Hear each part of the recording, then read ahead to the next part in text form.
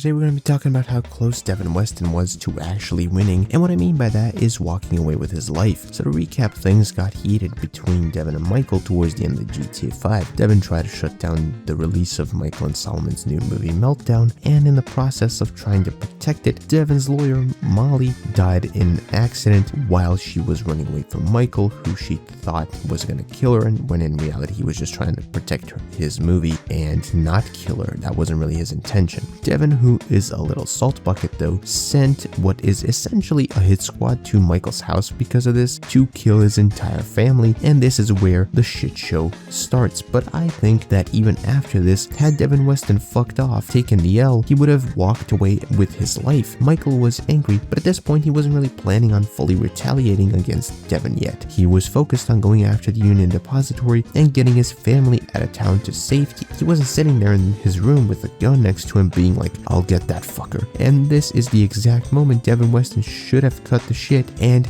not gone any further. And now we'll get into what actually got him killed, and that's showing up to Franklin's door and asking him personally to kill Michael, which Franklin didn't like one bit, and he shut the door in his face. This then sparked a chain reaction leading to the death of Devin Weston as well as everyone else who made the trio's shit list, and it ended with Devin being sent off a cliff in the trunk of his own car. The thing I want to make you aware of with this video is how close Devin was to actually winning. Think about it, this dude has more money than he knows what to do with, but for him it's never enough. So he started messing with the movie studio and Michael stepped up to him. He wasn't gonna kill him, he apologized for the death of Molly even though he didn't really kill her, but Devin had to send a hit squad for Michael and his family because he was that fucking salty. And even though this triggered Michael and it made him angrier, like I said, I argue that even with this, Devin could have gotten away with it had he just fucked off after Michael killed his entire hit squad at his house. It likely would have been over. I think that Michael at the time was, like I said, too preoccupied with the UD heist and then keeping his family safe that he wasn't really thinking about going after Devin, meaning that if this was the last thing that he had done to Michael and he had never showed up to Franklin's house, that would have kept him alive. Like I said, the main problem with Devin, and the one thing that was a fatal mistake and that ended up costing him his life, was that moment when he showed up to Franklin's house and started throwing orders around and sales pitches and whatnot about killing Michael. However, Franklin's no backstabbing piece of shit, at least not